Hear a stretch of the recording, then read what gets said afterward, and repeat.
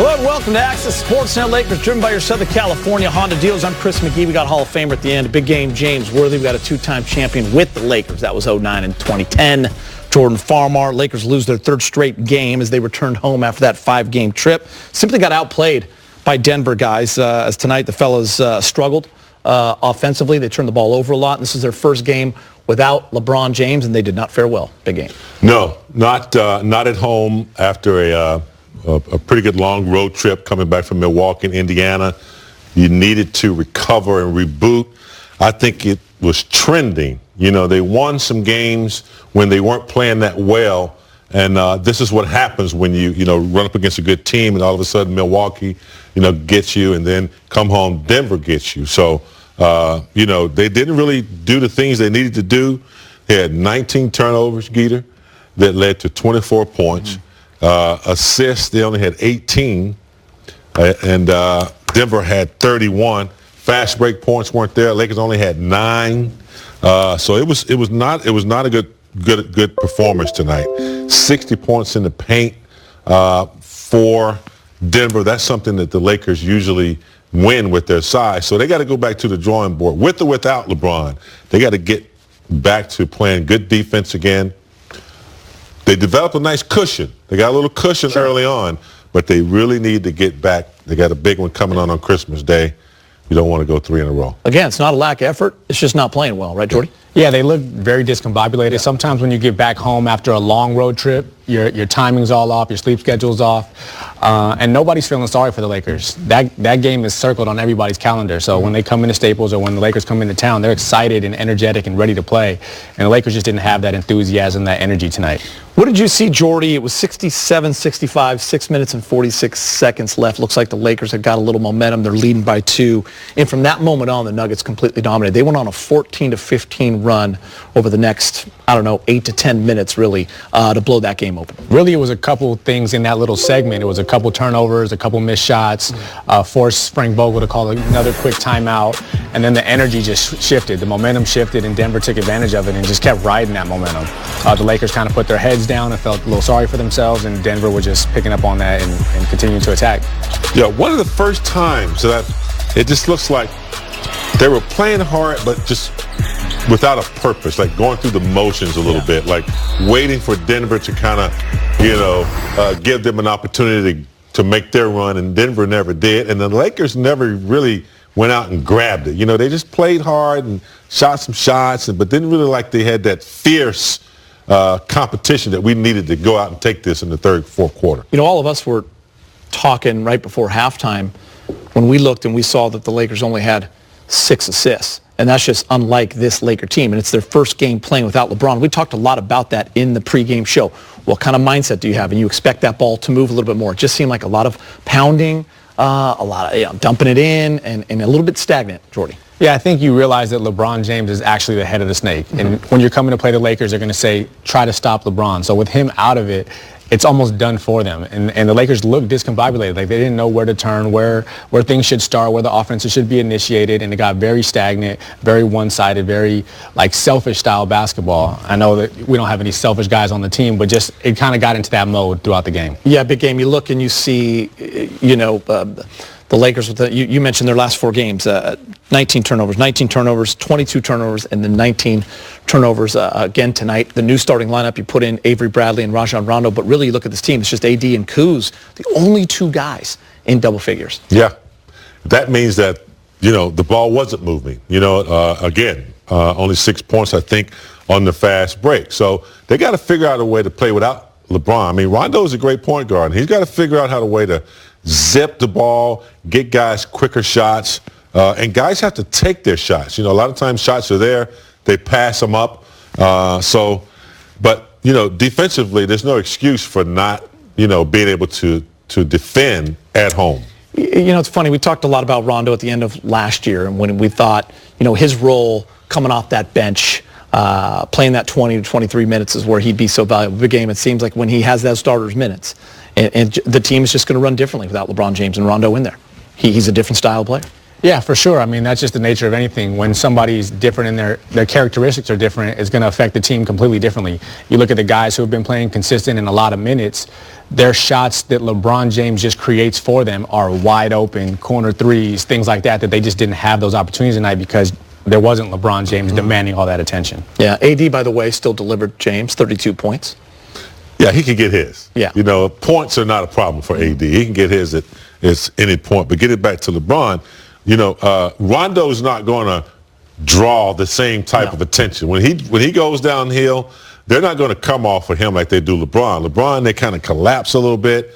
That makes it a little easier. I think LeBron at this stage of his career knows where to find people a little better. But they're not used, like you were saying, they're not used to playing with Rondo as a starter. So that took a little bit of getting used to, and I don't think it ever, materialized. And you can't defend turning the ball over. They turned the ball over a lot, which led to a lot of easy buckets on the other end, and that just creates a bigger deficit, a bigger hole. People start looking around at whose fault it was or how do we get out of this situation. Yeah. It just creates more uncomfortability amongst the team. Yeah, I'm curious what the challenge is for Frank Vogel and the staff when, it seems like you have certain guys out in the beginning of the year and they're rolling, and then another guy's out and you start to roll. Now you're starting to get everyone back, except LeBron, obviously, but you're starting to work in that rotation again and who plugs in where, and it's going to be pretty interesting to see how it all fits. It is, and, I'm not trying to give them an excuse, but give them the benefit of the doubt. They are a team that just started to play together this year, and I think that early success kind of made people feel like they had arrived, but they're still kind of figuring out different lineups. When your starting lineup is disruptive, I don't think they figured that out yet. So as good as they've played with their record, they still got to figure each other out. You were thinking AD was fine. I didn't like the way it looked in slow motion, but it never looks good in slow motion. I guess the good news, Jordy, is that he went back out there and played, but I think I was pretty happy when he actually went out and sat out the rest of the game. Lakers were down 22. I was happy to see him sit, and obviously we'll hear from him later, but it just didn't look great. It never looks great to have one of the best players in the game go down or hyperextend anything, but I think he'll be fine.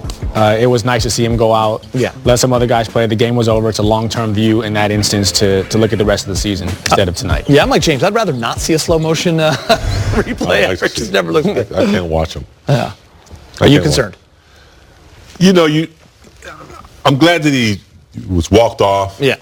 You never know how you're going to feel this morning. That's true. Sometimes you'll do something that feels like it's just a little minor strain. You wake up the next morning, it's something else. But according to what I saw, I hope it's not anything in the morning. Yeah, I think we're all a little scarred, too, because we remember how fragile a season can be when a year ago almost on Christmas, rolling, winning all these games, starting to feel real good about the young core of LeBron. He goes down, changes an entire season. So. Are you saying we should keep LeBron and Davis out? No, we're just scarred is what I'm saying. Every little fall. All right. All right, let's get you to the highlights. Lakers without LeBron James. Judge is active on Twitter. Maybe you saw that poll I have. They did, huh? Lakers with their worst defeat of the year in terms of the points. So it had been 14 by the Dallas Mavericks. They lose 128 to 104. You got to give the Nuggets credit. Millsap goes for 21. Gary Harris 19. Jokic 18. And they have 6 straight wins. They shoot 49%. The Lakers, check that out, just 18 assists compared to the Nuggets 31. Let's head back to Staples Center. Laker head coach Frank Vogel speaking with Mike Trudell in the media. Hey, Frank, I think Denver had 73 points in that second half. Did you see that as part of the defense, or what played out there? Well, we didn't have enough juice defensively the whole game. The first half, I thought they missed some open looks, and they capitalized it with every breakdown or every late rotation in the second half. And, that's why you see that kind of number.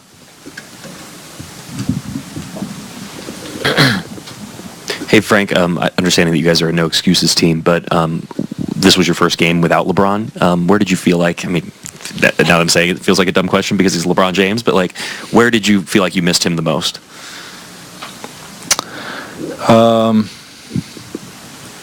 It's hard to say with something like that all over. I mean, LeBron's obviously a game changer.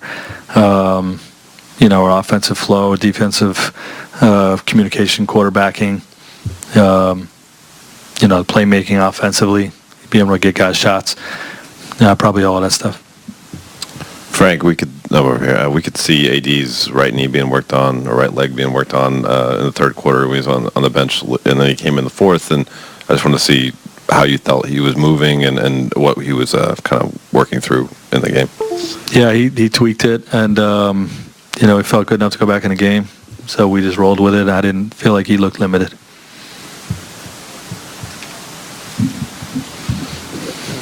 Frank, when you are missing LeBron and you go back and you start to evaluate a game, how do you evaluate things when such a large piece is not on the floor? You got to go win a game. There's no excuse. We didn't play good enough to win. We got to be better.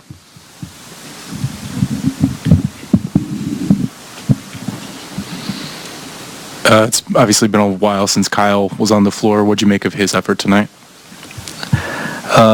He was, he was good. He had good energy. Our team as a whole didn't have great energy throughout the night. But Kyle plays extremely hard as one of his strengths. But overall, as a group, we weren't good enough to get the W tonight.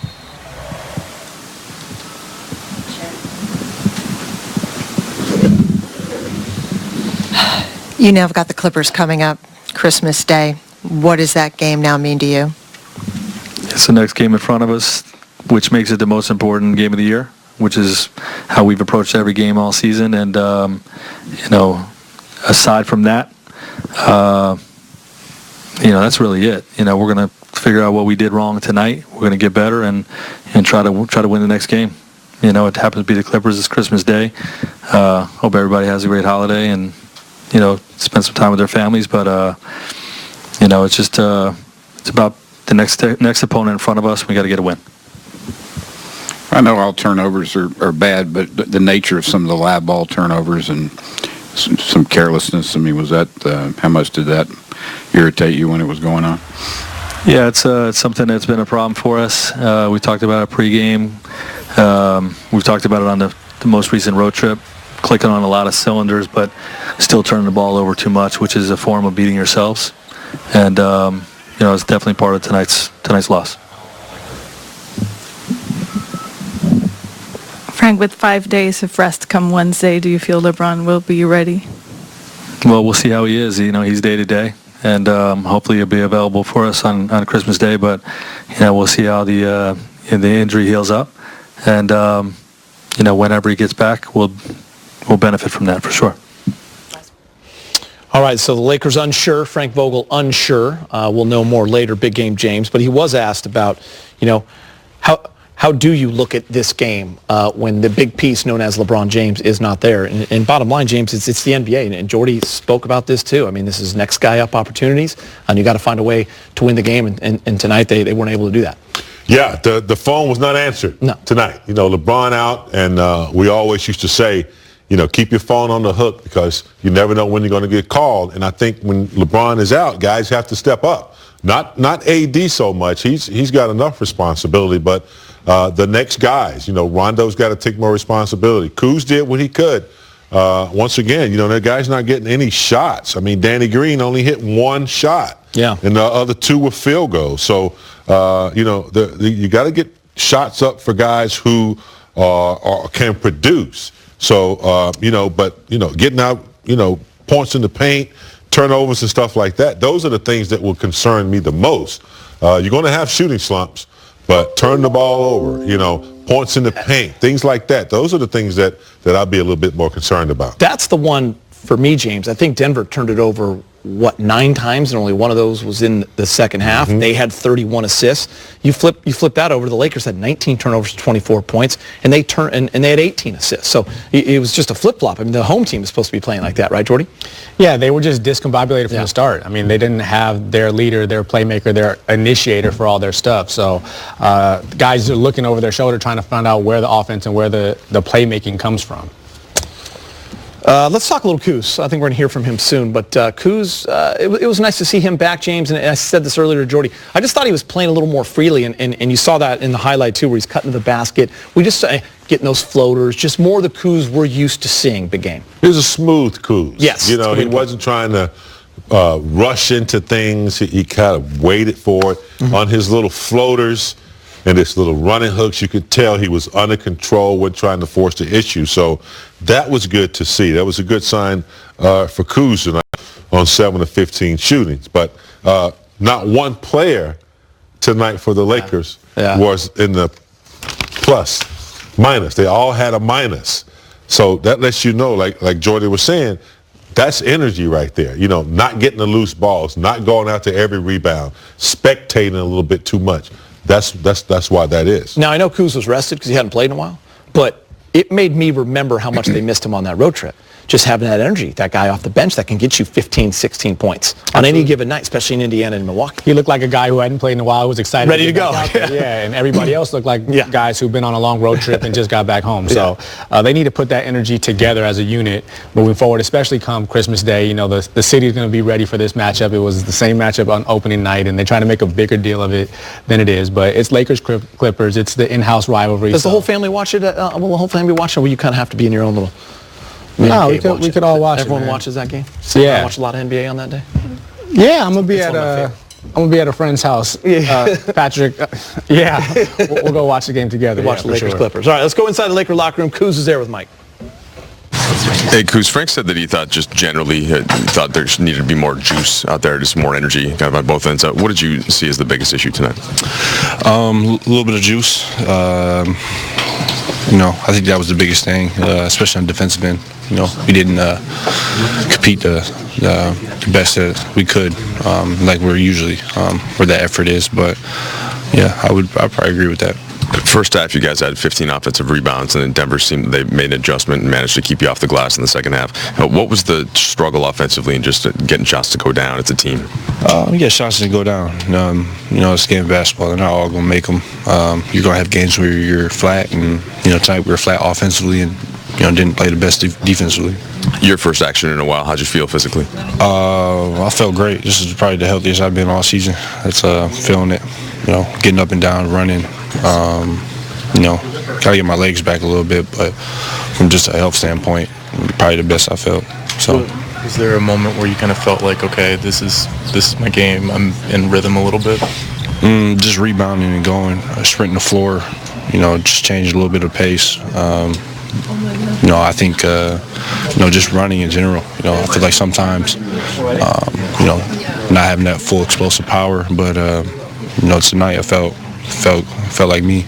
What do you view as the challenge of trying to win a game without LeBron? He's the MVP. So that's what we missed. And, he has the ball in his hands the whole game and controls the game. 27 points, 12 assists, not there. So, obviously that.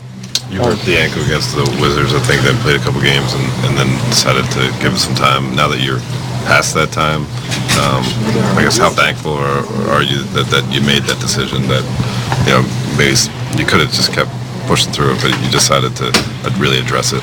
I'm glad I made that decision. Health is everything, and even more important to me now.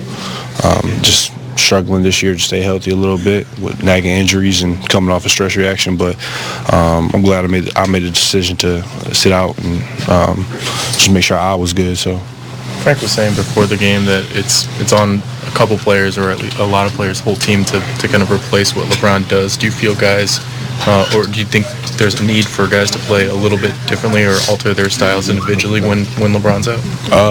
No, it's kind of hard to trying to next man up LeBron. He does so much. Like I said, he has the ball in his hands, he scores, and he's assists and finds guys. So, shots come easier when he's on the floor because everybody just looks at him. So, it's kind of invaluable to say it. So, you guys have done such a good job this year of staying in the moment. Next game is the biggest game of the year. That said, it's Christmas Day. It's a marquee game on the calendar. Also, think about opening night and what this arena was like. What do you think about the Clippers game coming up? Should be fun.